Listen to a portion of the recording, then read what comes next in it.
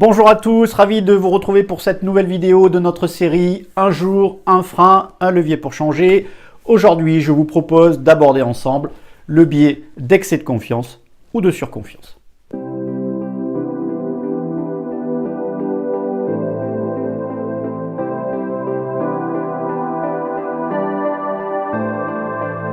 Monsieur F arrive à la cinquantaine et il se pose la question de comment acquérir une véritable liberté financière.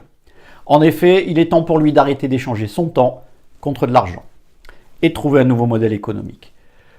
Il regarde des vidéos sur YouTube, lit des articles sur Internet qui vantent les mérites de l'investissement en bourse. Il se dit qu'il serait intéressant pour lui d'aller suivre une formation en ligne, ce qu'il fait. Dans cette formation, il va apprendre à décrypter les données macroéconomiques, à lire des graphiques boursiers et à l'issue, il se dit « Allez, ok, c'est parti pour le trading ». Au bout de quelques semaines, Monsieur F se rend compte qu'il a perdu beaucoup plus d'argent que ce qu'il en a gagné. Le marché ne repart pas suivant ses prévisions et suivant tout ce qu'il a pu apprendre dans sa formation. Et au bout d'un moment, il demande comment il a pu en arriver là. Comme Monsieur F, nous pouvons, dans certains contextes, être victimes du biais d'excès de confiance, qui est la tendance à surestimer nos connaissances, nos capacités physiques et intellectuelles, ou avoir trop confiance en notre jugement, notamment notre aptitude à prédire en particulier des événements incertains. Ce biais d'excès de confiance se manifeste par les éléments suivants. D'abord, le sentiment d'en savoir davantage que ce que l'on sait réellement. Deuxièmement, l'impression d'être plus compétent que ce qu'on l'est en réalité.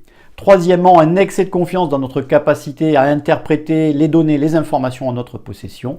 Et enfin, quatrièmement, la surestimation de la probabilité d'un ensemble d'événements incertains sur lesquels on doit effectuer une prévision ou un pari. Saviez-vous par exemple que 90% des conducteurs s'estiment être plus compétents au volant que la moyenne? Mathématiquement, ça pose un problème. Alors, comment transformer le biais d'excès de confiance en un véritable levier pour changer? Eh bien d'abord en sollicitant du feedback sur nos actions. Lorsque je sollicite du feedback sur mes actions, c'est-à-dire un retour d'information d'un certain nombre de personnes autour de moi, je vais pouvoir avoir un retour et pouvoir évaluer si je suis victime ou pas d'un biais d'excès de confiance. Le deuxième élément, c'est en me posant tout simplement la question sur quoi je me base exactement pour m'estimer, pour me sentir compétent dans tel ou tel domaine. Quelles sont mes expériences dans ce domaine-là et quels apprentissages j'ai pu réaliser par rapport à ces expériences-là. Troisième et dernier élément, en distinguant bien confiance et excès de confiance. Ce qui est très important, c'est que le biais d'excès de confiance en soi vient quand même contrebalancer d'autres biais dont nous avons parlé dans des précédentes vidéos, par exemple le biais de statu quo ou le biais d'aversion à la perte. Donc en soi, il n'est pas néfaste. Ce qui est important, c'est une question de quantité, de curseur.